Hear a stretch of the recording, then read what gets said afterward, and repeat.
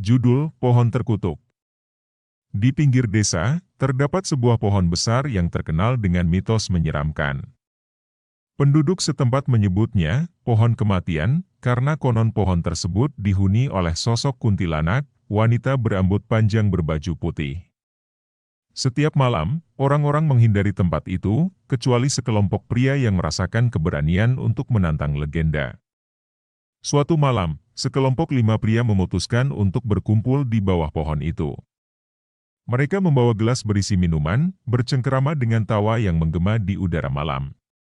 Sinar rembulan menembus celah-celah daun, memberikan suasana yang misterius namun menarik. "Percaya nggak sih dengan cerita kuntilanak itu?" tanya Andi, salah satu anggota kelompok. "Ah, itu cuma cerita." "Jangan percaya," jawab Rudi sambil tertawa, mengabaikan mitos yang mengelilingi tempat tersebut. Mereka terus berbincang hingga larut malam, tak menyadari bahwa kegelapan di sekitar mereka semakin mendalam. Setelah selesai, mereka memutuskan untuk pulang. Saat mereka bersiap-siap, salah satu dari mereka, Budi, menyadari ada sesuatu yang aneh. Lihat! Ada rambut di gelas kita," serunya, menunjuk ke arah gelasnya. Mereka semua menatap gelas dengan cemas. Rambut panjang berwarna hitam terlihat jelas, terjebak di antara es dan minuman. Suasana menjadi tegang, dan tawa yang sebelumnya riuh berubah menjadi keheningan yang mencekam. "Dari mana rambut ini? Kita kan gak ada cewek di sini," ucap Dika, wajahnya tampak pucat.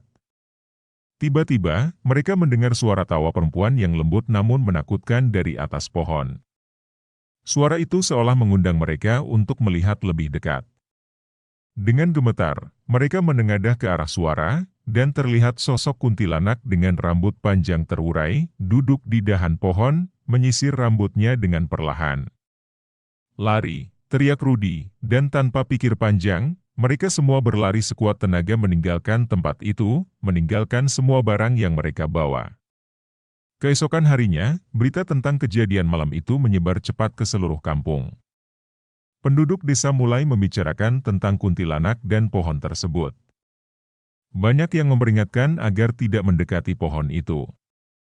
Hari demi hari berlalu, dan ketegangan mulai menyelimuti desa. Seiring waktu, satu persatu pria yang melihat kuntilanak malam itu mulai mengalami nasib sial. Budi, yang paling berani di antara mereka, tiba-tiba jatuh sakit parah. Meski telah dibawa ke dukun, penyakitnya tak kunjung sembuh, dan akhirnya ia meninggal dalam keadaan mengenaskan. Kematian Budi memicu ketakutan di antara teman-temannya. Dika, yang paling ketakutan, mulai mengurung diri di rumah. Namun, nasibnya juga tragis. Ia mengalami kecelakaan saat pulang dari kerja, mobil yang dikemudikannya terguling tanpa sebab yang jelas.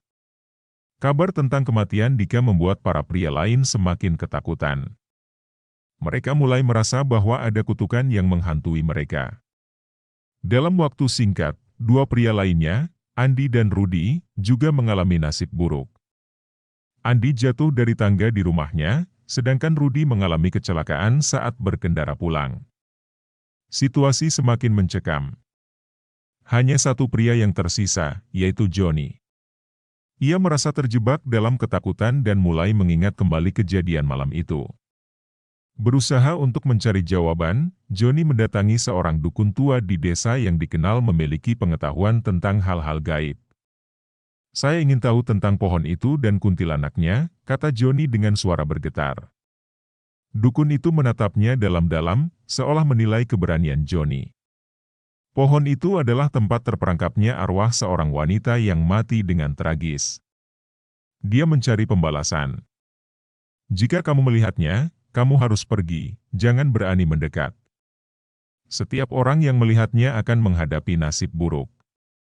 Mendengar itu, Joni merasakan dingin merayap di sekujur tubuhnya. Ia menyadari bahwa ia adalah yang terakhir dari kelompok itu, dan semakin merasa terperangkap dalam kutukan. Malam tiba, dan rasa penasarannya mengalahkan ketakutannya. Joni merasa perlu kembali ke pohon untuk mencari tahu lebih banyak. Dengan berani, ia melangkah menuju tempat yang selama ini ditakuti. Hembusan angin malam membuat bulu kuduknya merinding. Sesampainya di bawah pohon, ia berdiri diam, menanti. Tak lama kemudian, suara tawa lembut itu terdengar lagi, menggema di kegelapan malam. Johnny menengadah, dan sosok kuntilanak itu muncul, tampak lebih dekat dari sebelumnya. "Kenapa kau datang ke sini?" Suara kuntilanak itu menembus keheningan malam. Johnny terdiam, mulutnya kaku. "Aku ingin tahu kenapa ini terjadi," jawabnya pelan. Kuntilanak itu tertawa, suara tertawanya menggetarkan hati. "Mereka yang melihatku harus membayar harga yang mahal. Mereka menggangguku, dan aku tidak akan membiarkan mereka pergi begitu saja." Johnny merasa terjebak dalam pandangan mata kuntilanak yang tajam dan penuh kemarahan.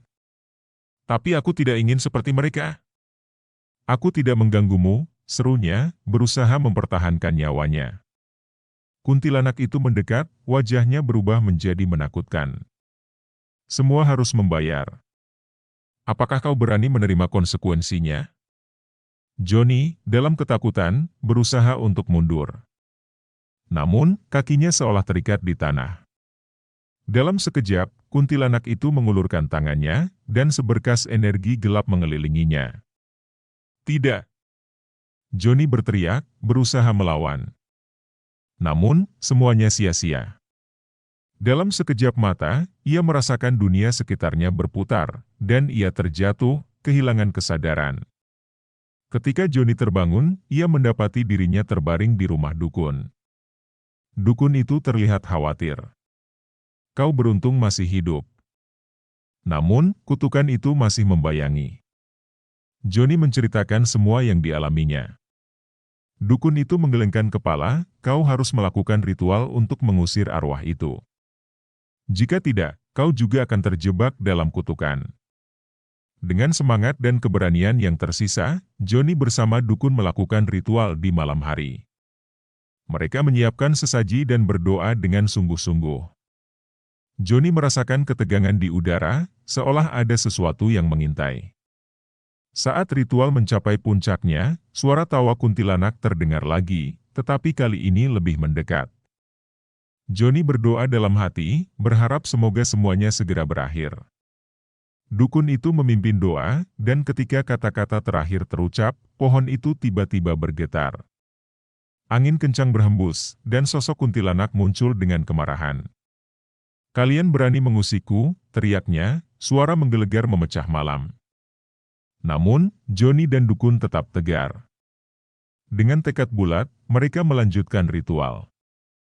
Perlahan, energi gelap mulai menghilang, dan sosok kuntilanak bergetar seolah sedang ditarik oleh kekuatan lain. Akhirnya, dalam satu teriakan terakhir, kuntilanak itu menghilang, meninggalkan kesunyian. Johnny merasakan beban yang selama ini menghimpit hatinya lenyap. Dia telah berhasil mengusir arwah yang terperangkap. Keesokan harinya, berita tentang keberanian Johnny menyebar di desa. Mereka yang sebelumnya ketakutan kini berani mendekati pohon. Dengan keberanian baru, mereka merayakan pembebasan dari kutukan. Namun, di dalam hati Johnny, dia tahu bahwa malam itu akan selalu menghantuinya. Dia selamat, tetapi bayangan kuntilanak itu akan selalu ada, mengingatkannya pada betapa dalamnya kekuatan alam gaib. Di antara tawa dan ketakutan, pohon itu tetap berdiri, menyimpan kisah yang tak akan pernah terlupakan. Sebulan berlalu dari kejadian itu, tiba-tiba warga kembali dibuat gempar dengan kematian Johnny dalam keadaan mengenaskan di tempat tidurnya. Sepertinya kutukan kuntilanak itu tidak pergi dari Johnny. Dan Johnny pun akhirnya ikut mengalami hal yang sama dengan teman-temannya yang lain.